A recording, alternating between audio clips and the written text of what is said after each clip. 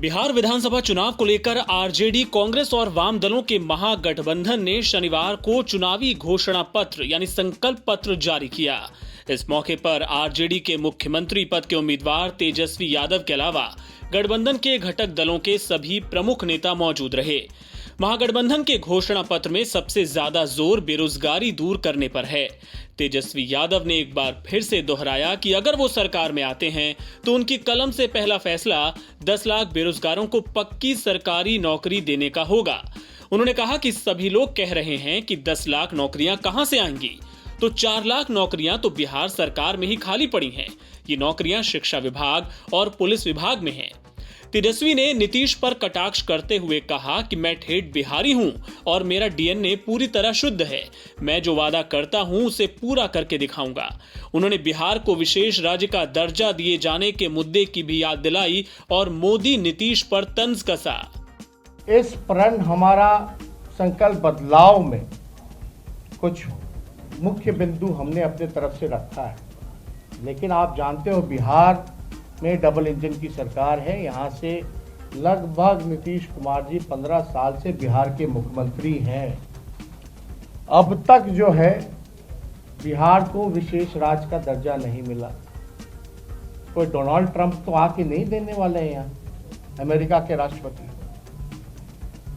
आप देखिएगा मोदी जी ने पिछले 2015 के चुनाव में कहा था कि शुगर मिल जो मोतिहारी का है वहाँ का चीनी का चाय वो पिएंगे।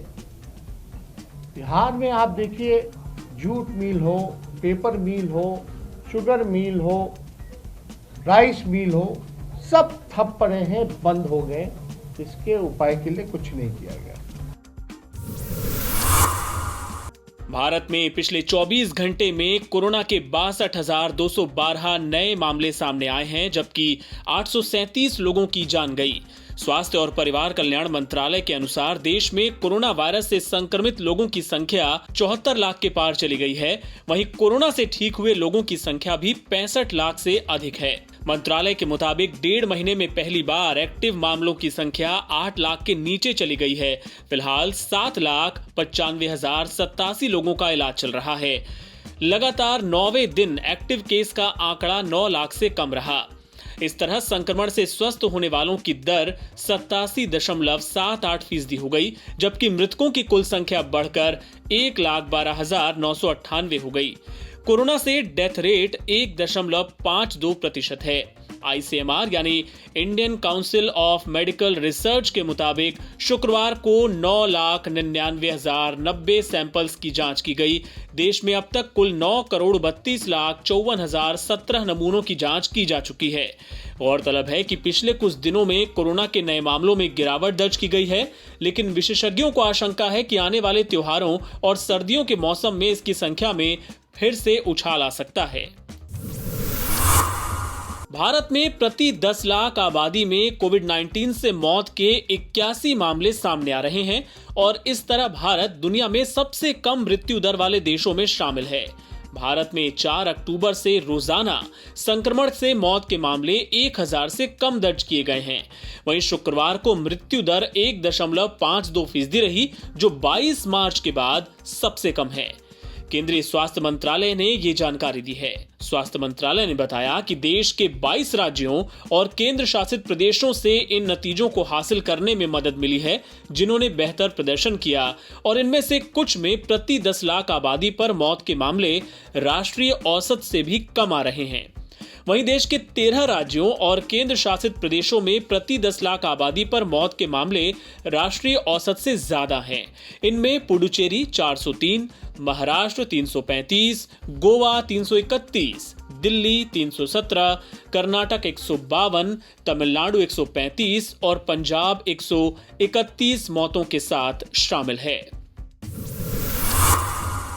कोरोना काल में राजधानी दिल्ली का प्रदूषण लगातार चिंता का विषय बना हुआ है। एक्सपर्ट्स चेतावनी दे रहे हैं कि वायु प्रदूषण का स्तर अधिक रहने से कोरोना के मामले फिर बढ़ सकते हैं। दिल्ली में शुक्रवार को एयर क्वालिटी गुरुवार की तुलना में कुछ बेहतर जरूर रही, लेकिन ये अब भी खराब श्रेणी में ही बनी हुई है। पड़ोसी राज्यों में लगातार पराली जलाए जाने को इसकी एक बड़ी वजह माना जा रहा है।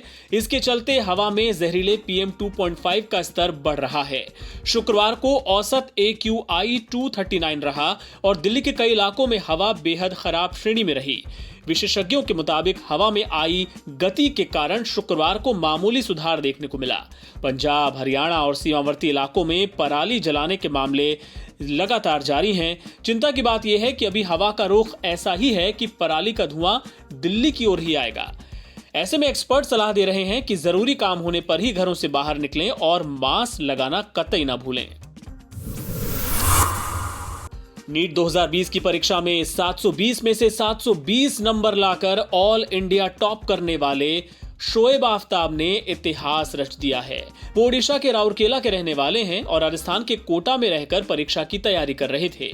वहीं यूपी के कुशीनगर की रहने वाली आकांक्षा सिंह ने भी फुल मार्क्स यानी 720 नंबर स्कोर किए हैं, लेकिन रैंकिंग में उन्हें दूसरा नंबर मिला है। शोएब और आकांक्षा के नंबर बराबर हैं। ऐसे में कई लोग ये पूछ रहे हैं कि किस आधार पर शोएब को पहला रैंक मिला और आकांक्षा को दूसरा। तो आपको हम बता दें कि उम्र के नियम के आधार पर शोएब को पहला रैंक दिया गया है।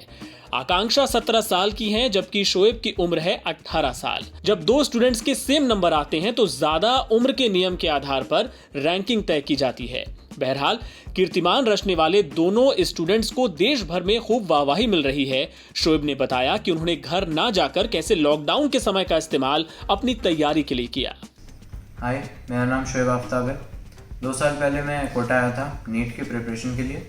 यहाँ पे मैंने LN ज्वाइन किया और अपने जो गोल के प्रति मैं बहुत ज़्यादा फोकस्ड रहा। 2 साल में मैं एक बार भी घर नहीं गया और जब कोविड की वजह से लॉकडाउन हुआ था उस पर भी मैं घर नहीं गया। यहाँ पे जो हॉलीडेज़ होती है दिवाली के लिए उस पर भी घर नहीं गया। तो मैंने हमेशा कोशिश यही की है कि मैं हमेशा पहली प्रायोरिटी पे अपनी पढ़ाई को रखूँ, क्योंकि अगर घर जाने की बात है या एंजॉयमेंट की बात है वो हम इसके बाद भी कर सकते हैं। और मैंने हमेशा सब्जेक्ट्स को स्ट्रॉन्ग करना चाहा। जो भी मेरे वीक पॉइंट्स थे, जैसे बायो मेरा थोड़ा सा वीक था, उसको मैंने और ज़्यादा स्ट्रॉन्ग किया। और कोविड को वजह से जो लॉकडाउन हुआ था उसको मैंने अच्छे काम में यूज़ किया। जैसे जो भी मेरे वीक पॉइंट्स थे उनको मैंने दूर किया। मैंने बहुत बार रिवीजन कर लिया और शायद यही एक रीज़न था कि मैं इतना ज़्यादा स्कोर कर पाया हूँ। फैकल्टीज़ का भी बहुत अच्छा सपोर्ट रहा इस टाइम पे। और अगर आप अपने गोल के प्रति बहुत ज़्यादा फोकस्ड हो, अपने पाथ से डेविएट नहीं होते हो और अगर आपको अच्छा सपोर्ट मिल रहा है तो फिर तो आपको कभी भी सक्सेस मिलने से कोई नहीं रोक सकता।